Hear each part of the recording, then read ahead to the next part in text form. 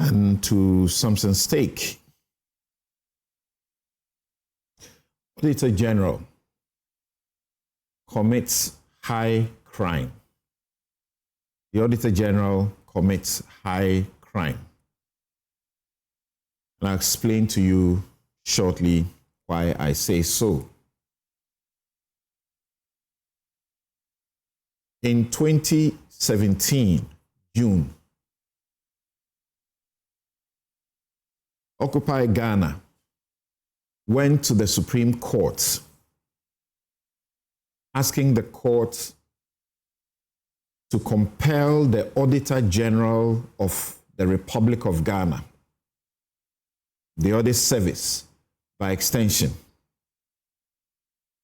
to issue surcharges and disallowances to recover monies misused and stolen that it finds every year in its reports. The Supreme Court agreed with Occupy Ghana and did something. It gave a judgment in which it ordered the Auditor-General to do a number of things.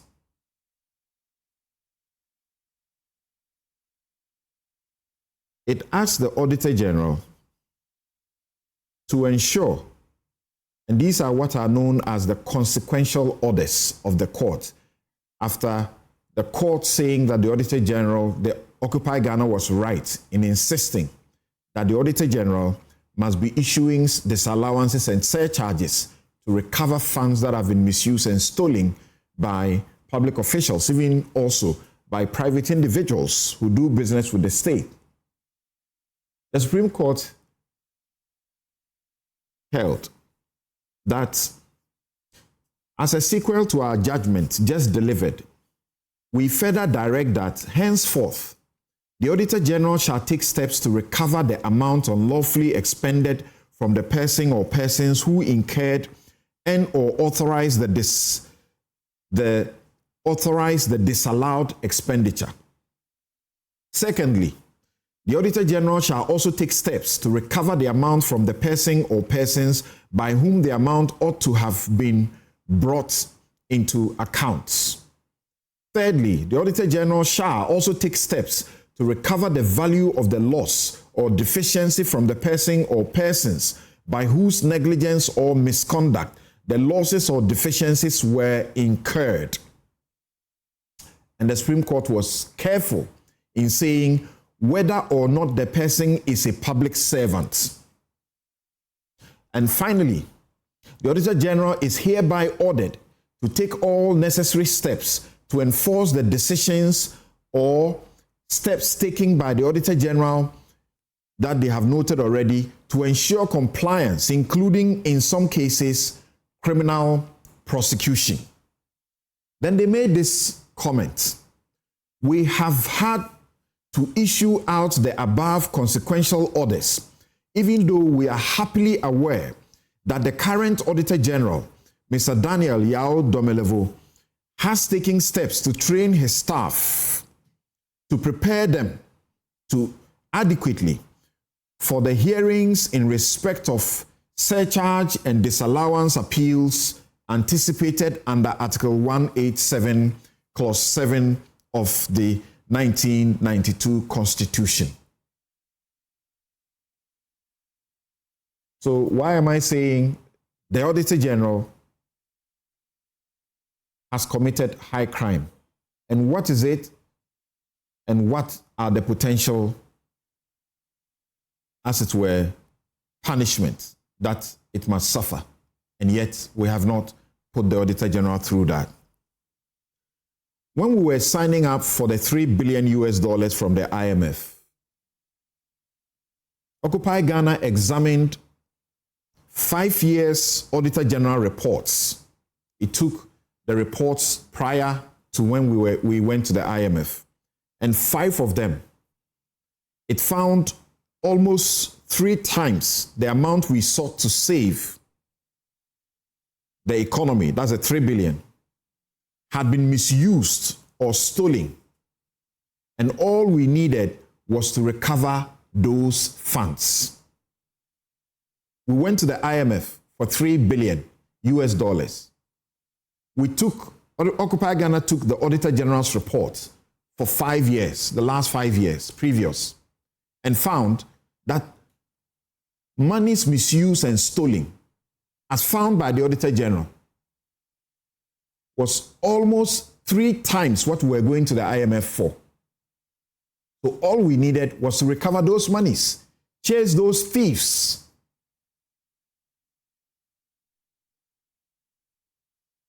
Now, in its 2024 report, which was released recently,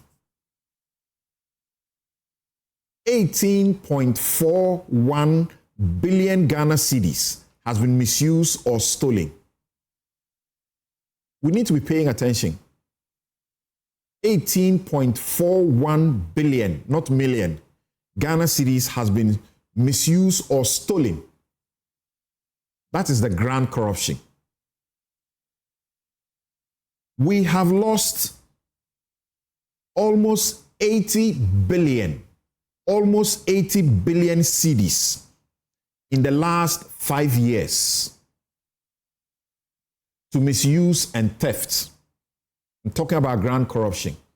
And the trend definitely will continue. It won't change.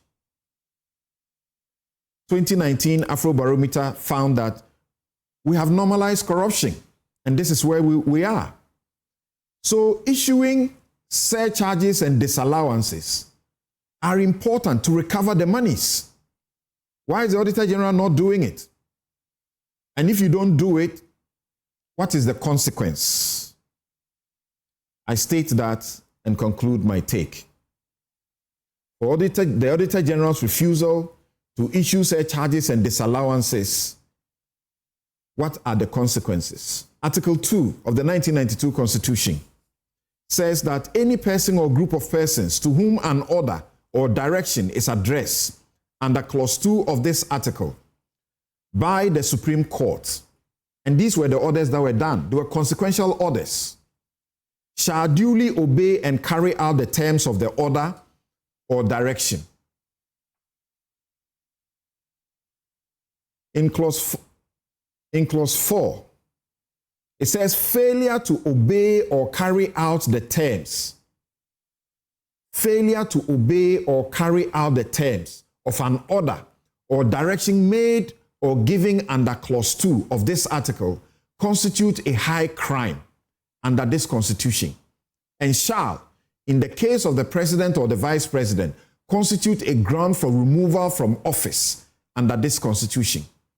The Auditor-General is not President or Vice President, so it's not ground for removal. But what should happen? Clause 5. A person convicted of a high crime under Clause 4 of this article shall be liable to imprisonment not exceeding 10 years without the option of a fine, and shall not be eligible for election or for appointment to any public office for 10 years, beginning with the date of the expiration of the term of imprisonment. This Auditor-General or any other Auditor-General in that office who have blatantly refused to issue disallowances and surcharges, denying us close to 80 billion Ghana cedis, 80 billion Ghana cedis in the last 5 years alone, have committed high crime, and they ought to suffer the punishment, 10 years in jail, and disqualified from ever holding public office. This will be my take.